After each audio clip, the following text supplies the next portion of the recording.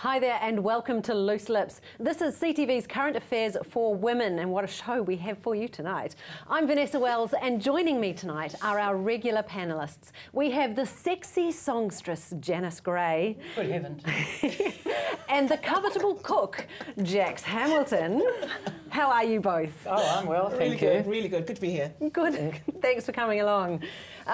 Also, this week we have a very special guest. It's my lovely CTV colleague and Canterbury Live hostess with the mostess, Andrea Allen. Welcome to the panel, Andrea. Thanks, mistress. Hello. Right. Yeah. Okay. Now look, tonight's show is going to be a little bit different and a little bit interesting. Look, there have been just so many stories in the media recently of a certain theme. Mind you, it's a pretty constant theme, I think. And we've decided that it's time to frankly talk about sex. We are aiming to not turn the air too blue, and sex is a very wide subject. So what we're going to do is just narrow it down to female sexuality for this particular week. We may just branch off into other areas as the weeks go on. But there is a serious side to this. Female sexuality needs women to talk about sex, intelligently, out loud, and in public. It is our sexuality after all. So it's been 10 years since the TV series Sex and the City came to an end. Its legacy in the media has been a much greater openness about how sex is tackled across the board and how it's shown and discussed on telly. There were taboos that had never been broached before in mainstream telly, and they were broken. Further to this, in 2011, there was a novel by a British author, and it was published first as an e-book. This is, of course, the 50 Shades trilogy. It's notable for its explicitly erotic scenes and has sold over 100 million copies worldwide. It's been translated into 52 languages and has set the record as the fastest selling paperback of all time. If you don't know what we're talking about, here's a wee clip. 50 Shades of Grey, my new favorite book. Every fantasy right in front of me, I can read it while I cook. 50 Shades of Grey, how could I refuse? In my boring life as a plain housewife, I can dream of being sexually abused. 50 Shades of Grey, no way. Every page I read makes my eyeballs bleed. Someone please explain how this makes sense. 50 Shades of Grey, it's wrong. This degrading flop, I have had enough. Mommy porn at women's rights expense. This is so well written. Who the would write this? Every word describes exactly how I wanna feel within. What a bad example for every girl should read this book. I just hope that men don't get the wrong ideals from reading. 50 Shades of Grey, I pray that no one realizes that I am loving it every bit. Oh, hope no one finds out I'm reading 50 Shades of Grey. I know I should be so ashamed of this, but I can't resist my poor wrist. Oh, hope no one finds out I'm reading 50 Shades of Grey. I pray that no one realizes that I am loving it. My eyeballs me, I can read it while I cook. No one finds out I'm reading 50 Shades of Grey. I know I should be so ashamed of this. In my boring life as a My poor wrist. No one finds out I'm reading this. 50 Shades of Grey. Shh. Wow. I don't think we need to talk about the quality of singing, Janice. It's more the content. What did you think, guys? Well, I mean, I read the trilogy. I mean, I read the first book and I thought, I didn't really like the character, the female character, because I thought she was very weak and very enabling. And I thought as the trilogy went, further, she would get stronger and stronger. But she didn't. She just succumbed to his charms. So I was a bit disappointed, I have to say. Right. I mean, it is quite explicit, but it's really, really fictitious. Well, you've saved me quite a lot of effort, because I've read the first book, and then after that I was like, yeah, I can't bother reading the second two. Yeah. So, cool, I don't need to now. No, you don't. You really, right. really don't. No, absolutely not. No, it was just so very fictitious, and I didn't really like that, because I thought that she'd be a heroine. I thought she'd be a lot stronger. She really wasn't. She just allowed him to just plough through her life, and yeah, it was bad. And yet this is a book that has apparently opened up whole new worlds for women around the world. So, I mean, largely a lot of the eroticism is dominant submissive, with the female being the submissive. How do we kind of feel about a book like this representing female sexuality? Does that... I haven't read the book. I should have written it, but I didn't. I haven't read it. It doesn't appeal to me. You know, it's a bit voyeurish, I think, to read such a sexy book. And I've got my memory. I've got my memory. Well, no, you see, a lot of people don't. So maybe that's the thing, is that they're turning to this kind of literature to sort of make up for things that are missing in their lives. But as I've never read it, I haven't got a comment. So over to you, Andrea. What do you think? No, I read it. And when I was reading it, we were travelling through Mexico and LA, and it astounded us. People boarding on planes, these women, all had 50 Shades in there. And it also opened up people about the whole, you know, bondage as well, because there was a lot of talk. Speaking of that, I do have a gift tonight because I feel very privileged to be here, and I thought, where did you... Mistress needs a bit of help there. Where did you whip that from? Well, funny enough, the old saddlery, Dawn Saddler in Wood End.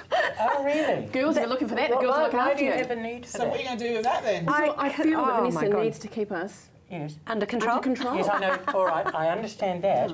But why do you have a whip? More pointedly. I've got more than one, love. It's okay.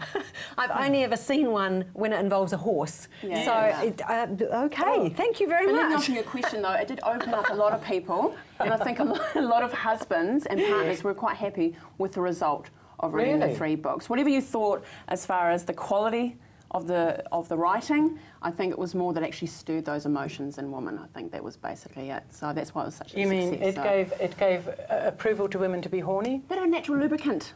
Janice? You think? Yeah, Well, I suppose in some ways it moved pornography from the internet and television. Well, possibly, yeah, because people were lying in bed reading these books. I'll party you up to But you know, this is literature. You know, this is actual written porn as opposed to visual porn. Do you think maybe that's an idea of female sexuality, that actually reading the words and using our own imagination is actually more interesting to us than watching some cheap B-grade movie, low-budget porn of the pizza man knocking on the front door? I'm just suggesting. I didn't really, it did not get me going in that way because I was so disappointed by her. But I can understand why some women who were probably a little bit, you know, a little bit dead in those areas might feel a little bit of a frisson of, you know, effervescentness, a bit bubbliness going on. But it didn't do that for me at all. And so, but I mean, but does it include the man, or is it just about the woman in her bedroom on her own doing her thing? Just reading. Well, yeah, that's Just the thing. reading. Was it a means to an end for people to be able to just read as porn rather than a depiction of a particular relationship? Yeah. Because you'd be sort of hard pushed to call it a healthy relationship, I suppose. And it's curiosity, and I think women have evolved. You know, they now know what they want and what they don't want. So I think it actually gave them opportunity, a safe way of actually exploring some feelings they may have had. Yeah. And, you know, dare I say it, there is a lot of women out there that are sexually not happy. Yeah. So maybe it was a way for them, as you know, teasing Janice, but a natural lubricant. You know, it got them excited, and of course, if it did, then that's great. If it didn't, Just open no at harm page lost. 57 with his breakfast. Leave some There we ideas, are. some suggestions. Sketch a few photocopies. Yeah. Thanks very much, guys. Coming up after the break, there's a prominent New York rabbi who has got some quite strong views as well. We'll be talking about his opinions straight after the break.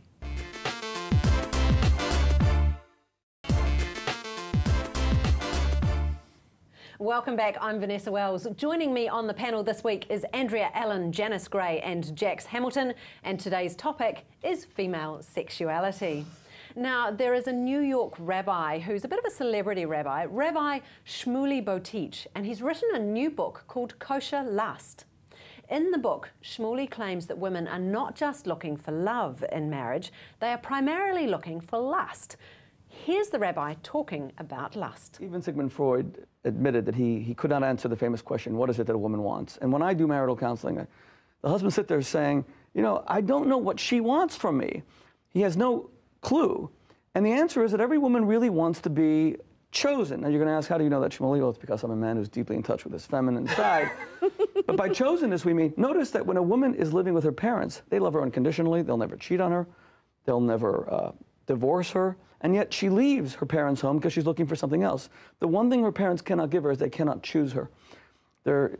She is given to them genetically, biologically, but when a man selects her from so many others to make her feel like she's the one and the only, giving her primacy and exclusivity, by being so magnetically attached to her, she feels incredibly unique. And what I'm discovering is that wives are not feeling that today. They feel cherished, they get complimented, they feel loved. They don't feel desired, they don't feel lusted after. And that's why so many women are reading 50 Shades of Grey. It's really it's a trilogy about lust, because the average American wife is not witnessing lust in her own marriage. Wow.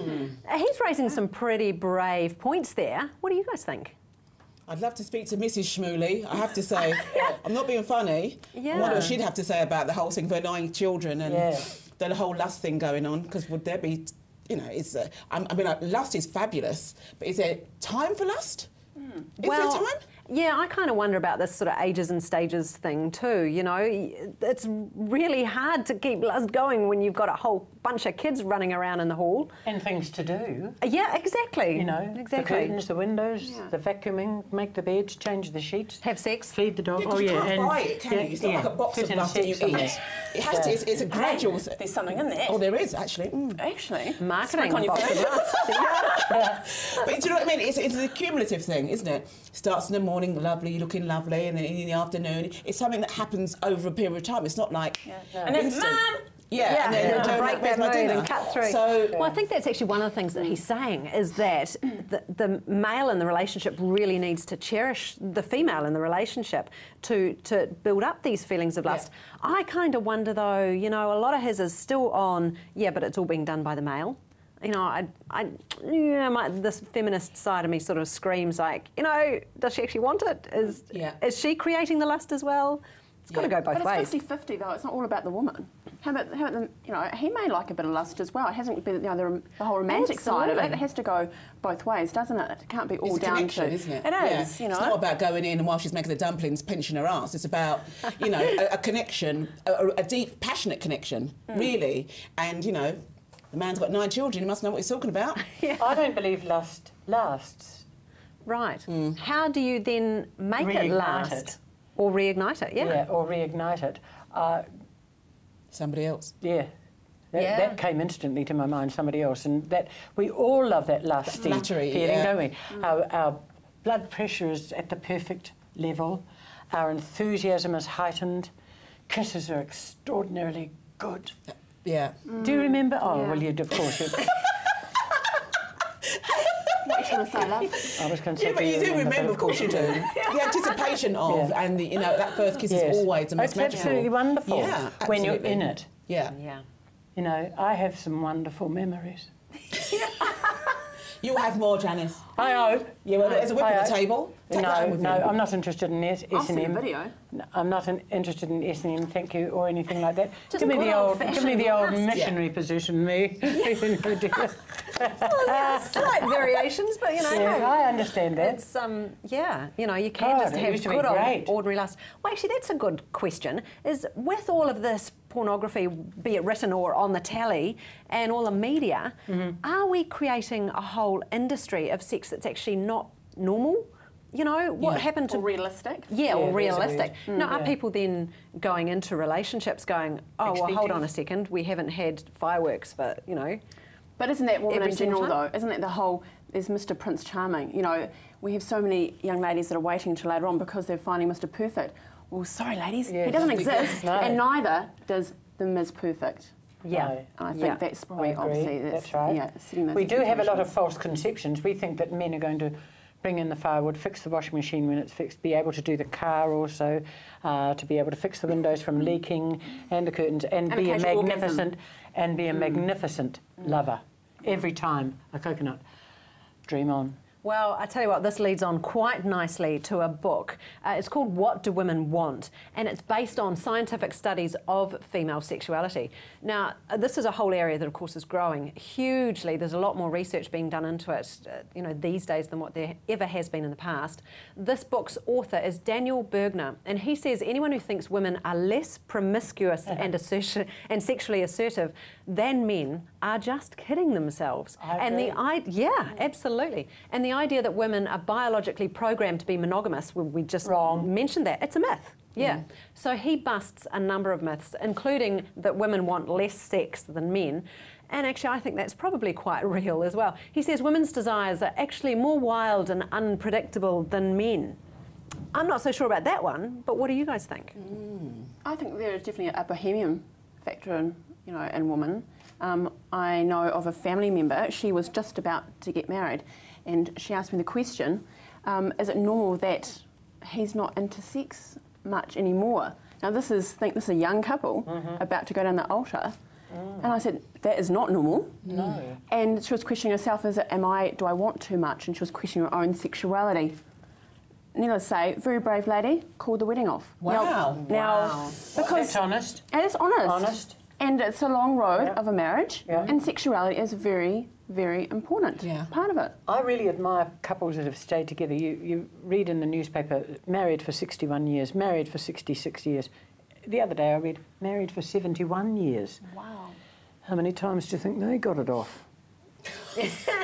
Probably they had a pretty good track record, I would think. 71 years. Yeah, you'd be clocking up a few. I reckon. Yeah. I think so. I mean, in relationships, I've had my fair share of relationships, and there have been relationships where there was lots and lots of intimacy, but then there were relationships where we went hiking and read a lot. Yeah. Do you know what I mean? Yeah. But if you ask me who I would like to settle down with, it wouldn't be the hiking and reading person at all. Yeah. So you've just got to meet. It has to be the right connection at the right time for that to.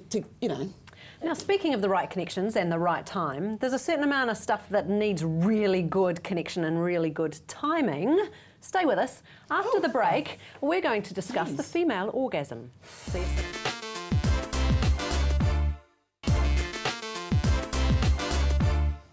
Welcome back to Loose Lips. This is CTV's current affairs show for women, and today we are discussing female sexuality.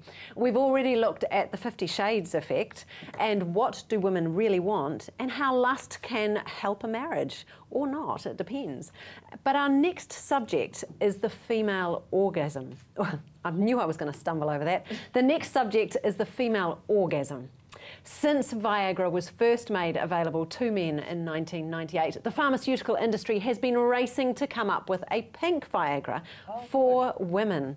Now, recently, sounds like Janice might be quite keen to hear about this. I'd like to try it. Recently, there are two new products that have been flagged in the media. One is a cannabis-based lubricant called Foria, and there is also a nose gel called Tofina. Both claim that they will assist women to achieve orgasm. Here's a wee clip from a very famous movie that really did break taboos when it first went out to cinemas. Well, they have an affair with me. How do you know? Because I know. Oh. Right. That's right. I forgot. You're a man. What is that supposed to mean? Nothing. It's just that all men are sure it never happened to them, and most women at one time or another have done it, so you do the math. You don't think that I could tell a difference? No. Get out of here.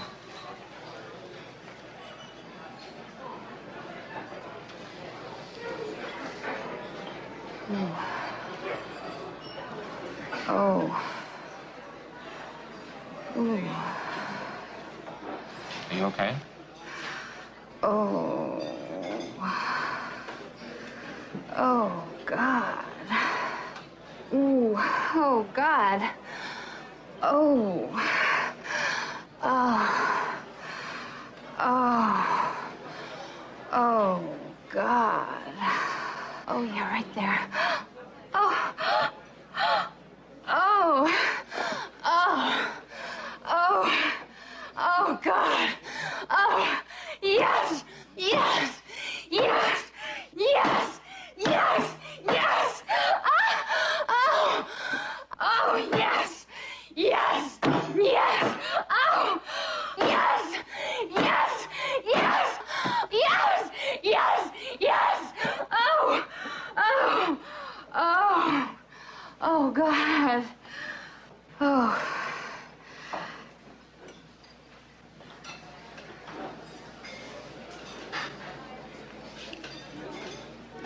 I'll have what she's having. And isn't that just become such a great quote. You know, ever since- I have what she's having, yes. But really, I it's a- think yeah. she must have those Japanese utensils inside her. the Japanese balls. Those, yeah. Well, you know that you never Balls? know. Jeez, Vanessa, beads, I think. No,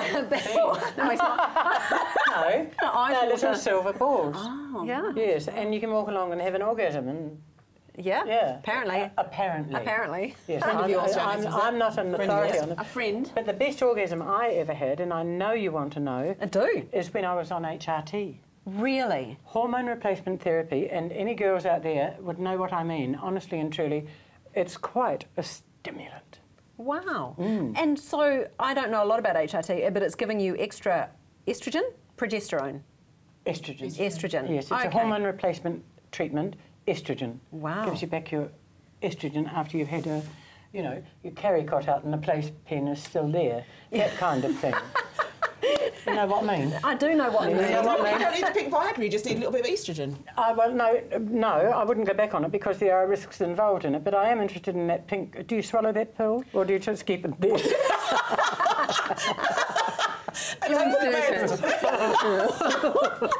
So sorry, doctor, if I called it. I just dropped it. So there's a couple of different companies that are coming up with it. How much money do you think this kind of a product would be worth? Heaps. Huge amount, yeah, absolutely. Yeah. I'll tell you what, by after 3 years, the lust has generally gone out of a marriage, and if you have a particularly good one, or you're clever, women being clever. Look, and I'd just like to use this as a word. I believe that some people get stimulus from, you naughty boy. You naughty, naughty boy, I'm going to get you. Yes. Real shades of grey. Dominatrix, yeah, the shades of grey. I don't know if I want to be lying in bed and pushing things up my nose, trying to get myself, you know, passion inspired. It's not the most How attractive attractive picture. is that? Yeah. I'm ready now. Yeah. Mind you, let's face it, really, you know, as a bloke ducking off to the bar, I don't know how far ahead you have to take the little pink, or the blue, it's a blue pill? No, the Viagra. Pink. Yeah, for women. No, in the the Matrix one now. for the bloke. I mean, Don't do you have to care. take it a few hours ahead or something or not? I mean, I don't know. Maybe it's the same thing with women as well. How important is it about, you know, this focus on an orgasm? Well, that's the point, isn't it? Yeah. Well, that's what we're aiming for, isn't It it? is the pleasurable side of it. Exactly. One of the things the rabbi was saying was that actually there's too much focus on the orgasm because it's considered like the end point, and that actually sex is about more than just the climax. Yeah, it is. Alright. Of course it is. What do We you need think? a rabbi to tell us that already? We were talking about it before. We're on, you know, on air, and it's like, is it all about a pill or a gel? Because really, to relationship. get things going downstairs, Yeah. shouldn't be feeding on what's happening That's upstairs. right. That's You right. can only. So there's a whole communication missing because if you're going to take something that's artificial in your nose or in your ear or wherever or on pages, then maybe you're with the wrong person. Yeah. You're right. Maybe You're right, Jake. maybe you should be looking, you know, that way instead of, you know, that way instead of that way out there. So do you think then that people might be leading to some chemicals to fix a problem rather than actually looking at the relationship? Maybe it's not such a great I thing. think so. There's nothing, I think, you know, sexier than actually a deep Desire. conversation. Oh. No, a conversation. Deep later, love. Okay. But a deep conversation, you know, having a real heart. That's right. Someone's actually talking to you as a partner Listening. and listening. Yeah. How long does conversation have to take? Oh, sweetheart. Just as long as it stimulates you a little bit. Yeah. Stimulating conversation. That's where it begins. I mean, That's that's where where it it starts, begins. isn't That's it? the blossoming, isn't it's it? Do you come Fascinating. here often? Would that do it? In some I don't cases, think Janice, so. if you've got your whip in your hand. If you're lucky. Yeah. I would think that probably the number of people that, you know, medically have issues.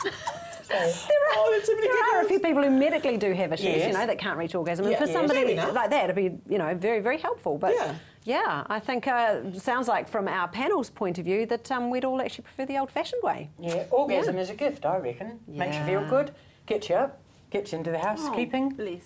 It does. Giving and receiving, perhaps, Yes. is all part of it. Look, I would just need to say thank you to my panel. You've all been absolutely marvellous. We've had quite an interesting discussion, both on air and off air. Yeah. Thank you, Mistress Vanessa. So, Mistress Vanessa.